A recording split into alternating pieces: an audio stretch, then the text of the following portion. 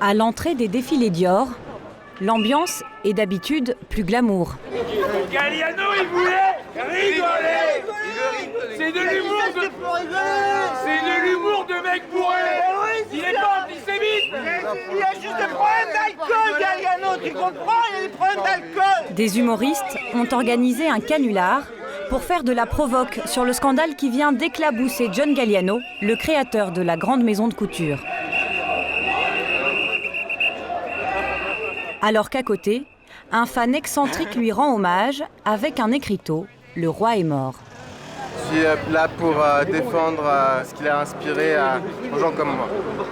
Mais pas pour les choses horribles qu'il a dites. Parce que ce qu'il a fait, c'est magnifique, c'est les plus belles choses au monde. Il est super. Mieux fait de la fermer que de dire des horreurs sur un peuple. Ouais, je sais, bah oui, mais bon, c'est un tout. Il connaît l'histoire. Le problème, c'est qu'être murgé, ça n'a jamais servi à personne. Donc, voilà. Les people, eux, ont choisi leur camp. Rares sont ceux qui ont fait le déplacement, comme cette actrice chinoise, peu connue chez nous. À l'intérieur, contrairement aux habitudes de Dior, l'ambiance n'est pas à la fête. Pas de décor théâtral, ni de maquillage outrancier, la signature habituelle de John Galliano. Pour parer à l'absence du créateur, ce sont les petites mains de l'atelier, l'air grave, qui viennent saluer en blouse de travail. À la fin du show, tout le monde est invité à rapidement quitter les lieux. Pour Pascal Mourier, journaliste de mode depuis 20 ans, c'est du jamais vu. Une communication verrouillée. Aucun journaliste ne pouvait poser aucune question à personne. Aucune personnalité n'a répondu à qui que ce soit. Personne ne se parlait. Et c'était presque, le mot est très fort, mais comme une atmosphère de deuil. John Galliano, le créateur de Dior, a été licencié quelques jours plus tôt, après une semaine de tourmente. Cette grande star de la haute couture, l'homme qui incarnait Dior depuis 13 ans, est déchu pour avoir proféré des insultes racistes et antisémites. Une affaire qui commence un soir d'ivresse. Nous sommes le 24 février dernier, dans le quartier du Marais à Paris, où vit John Galliano. Aux alentours de 21h, il arrive seul et éméché dans ce bistrot. Il s'attable en terrasse, à côté d'un couple qu'il ne connaît pas, et s'en prend violemment à la femme. Il commande un mojito, on buvait notre bière. Au bout de 3 secondes, il intervient. Il me demande de fermer ma gueule, sale pute, parce qu'il ne supporte pas ma voix, parce que je suis immonde et que je ne devrais même pas être née tellement que je suis laide et cheap et plouc. Il a commencé à dire une phrase « Jewish cunt ». Tout y est passé. À un moment, je suis allée me plaindre auprès d'une deux vigiles. Ils m'ont dit « Je suis désolée, le type mérite des baffes, mais on ne peut pas le toucher, on ne peut même pas le virer. C'est une star, c'est John Galliano. » Donc mon ami s'est énervé. Et là, John Galliano lui a dit « Toi, t'es mort, sale asiatique de merde. » Donc moi, j'ai porté plainte. Elle appelle la police. John Galliano est embarqué au commissariat du 3e arrondissement. Mais comme il a 1 gramme d'alcool dans le sang, il ne peut pas être entendu le soir même. Le lendemain, encerclé par une meute de journalistes, il est convoqué pour une confrontation avec le couple qui a déposé plainte pour injure raciale. John Galliano nie ces accusations et porte plainte à son tour pour diffamation. Mais cette ligne de défense va très rapidement être mise à mal. Le coup de grâce est parti du fond de cette impasse du 18e arrondissement de Paris. C'est ici qu'est installée l'agence de presse Citizenside, littéralement du côté des citoyens. Philippe Czesinski, un Canadien de 30 ans, en est le rédacteur en chef. C'est potentiel. Leur travail est de recueillir des vidéos et des photos d'amateurs sur des événements et des célébrités. Ils les vendent ensuite à des médias. Nico, tu avais déjà préparé la vidéo, la fameuse. Cette fameuse vidéo, c'est celle qui va faire tomber John Galliano. Un jeune Français l'a tournée avec son téléphone portable dans le même bistrot, mais 3 mois plus tôt.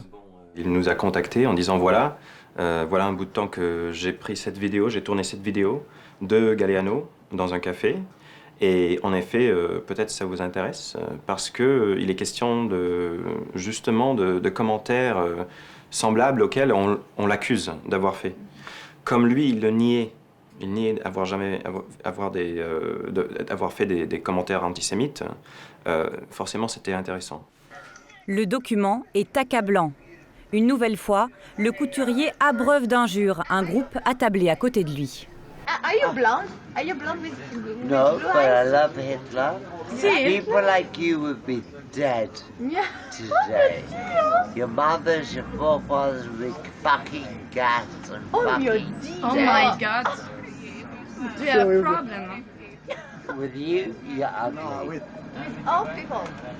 You don't like peace. You don't want peace in the world. Not with people like ugly people. Where are you? La vidéo est publiée par le site du journal The Sun en Grande-Bretagne et le scandale prend toute son ampleur.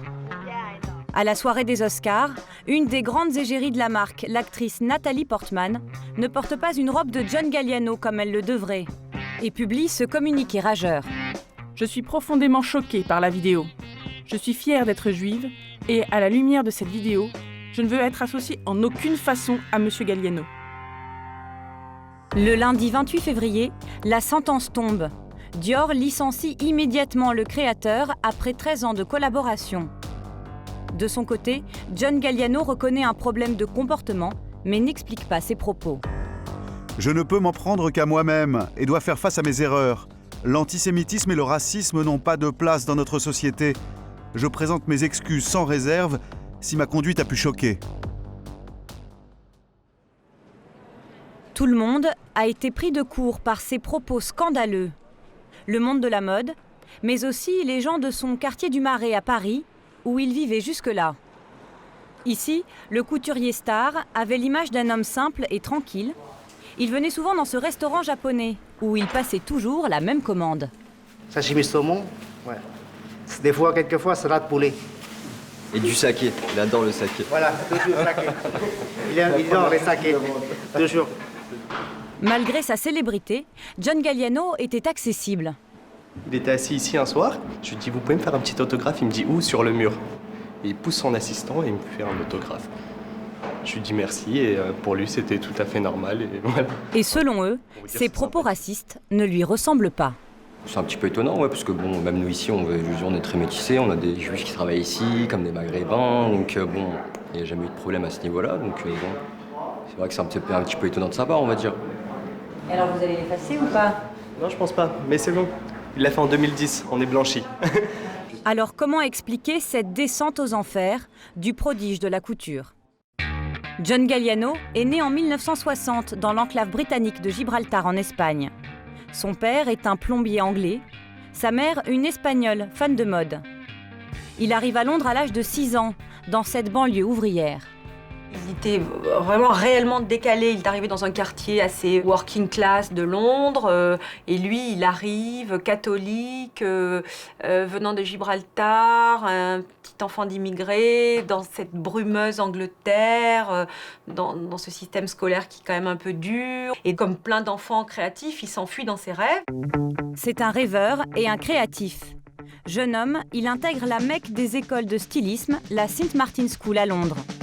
Il en sort lauréat à 24 ans. Cet ambitieux crée d'emblée sa propre marque. Rapidement remarqué, il est même reçu par le Premier ministre de l'époque, Margaret Thatcher, avec d'autres stylistes. Il a 25 ans et affiche son goût de l'excentricité. John Galliano habitait dans un garage désaffecté, une station-service désaffectée à Londres. Il était habillé d'une façon qui ne ressemblait à rien d'autre. Beaucoup d'influence punk, beaucoup d'influence de dandysme. En 87, subitement habillé en jeune cadre dynamique, il est sacré meilleur couturier britannique de l'année. C'est aussi le moment où il apparaît pour la première fois à la télévision française. John Galliano, je le connais parce que je le vois en couverture de Blitz. Donc John, how did you start? Did you have a lot of money at the beginning? No. Or was it very easy? Or... So it was very hard. I was thrown in at the deep end. Il dit que c'était très très dur pour lui au début et il avait toutes ses dépenses à faire lui-même, tout ça. Did you start really to do everything on your own? Yes, I left school one day. The next day I was working. Il a quitté l'école et le lendemain il faisait déjà ses robes. Avec cette notoriété naissante, mais sans argent, il part à la conquête de Paris, la capitale de la mode. Alors là, la légende dit qu'il a été effectivement quasiment un clochard et qu'il dormait par terre chez son attaché de presse. Certains disent qu'il dormait par terre dans le métro. Bon, on ne sait pas, effectivement, il arrive sans le sou. Il n'a pas de moyens, mais une alliée de choc, Anna Wintour. la très influente rédactrice en chef du Vogue américain. Elle le recommande à Bernard Arnault, le président du groupe de luxe LVMH, qui cherche un nouveau couturier pour Givenchy. Sa fraîcheur et sa fantaisie font merveille. Il est propulsé à la tête du navire amiral de LVMH, la marque Dior, que Bernard Arnault veut dépoussiérer. Dior a fait venir Galliano chez Dior pour réveiller cette marque qui avait été endormie par Gianfranco Ferré.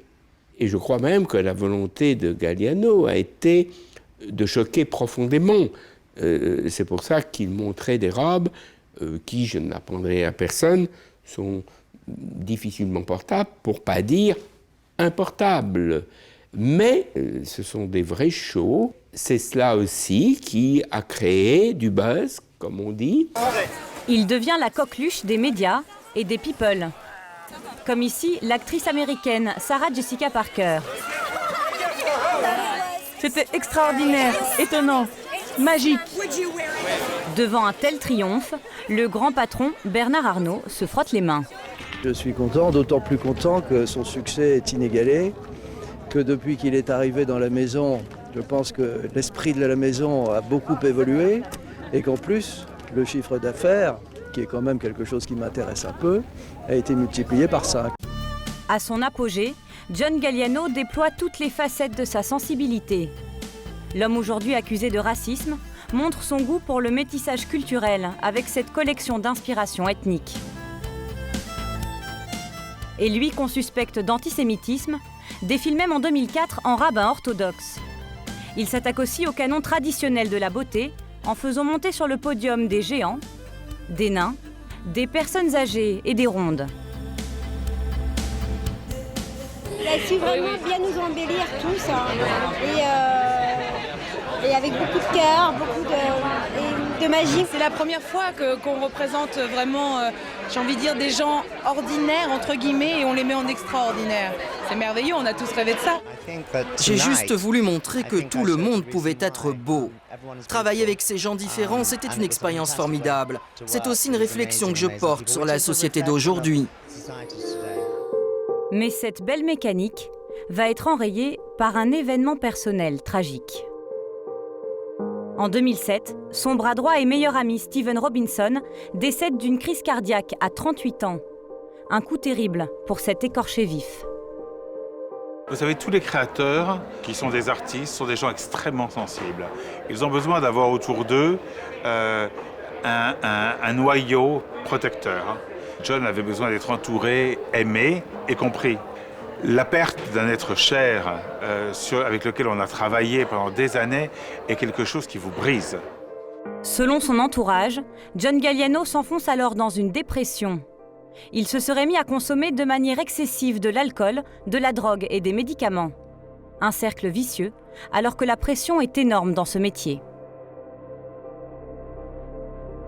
Depuis les collections de janvier, ça allait vraiment très mal et il ne serait pas reparu chez Dior, dans la maison Dior. Et c'est donc au cours de virées alcoolisées qu'éclate le scandale qui provoquera sa chute. En janvier dernier, il ne le savait pas, mais il présentait pour la dernière fois une collection Dior. Remontera-t-il un jour sur les podiums? Pour l'instant, John Galliano suit une cure de désintoxication aux États-Unis.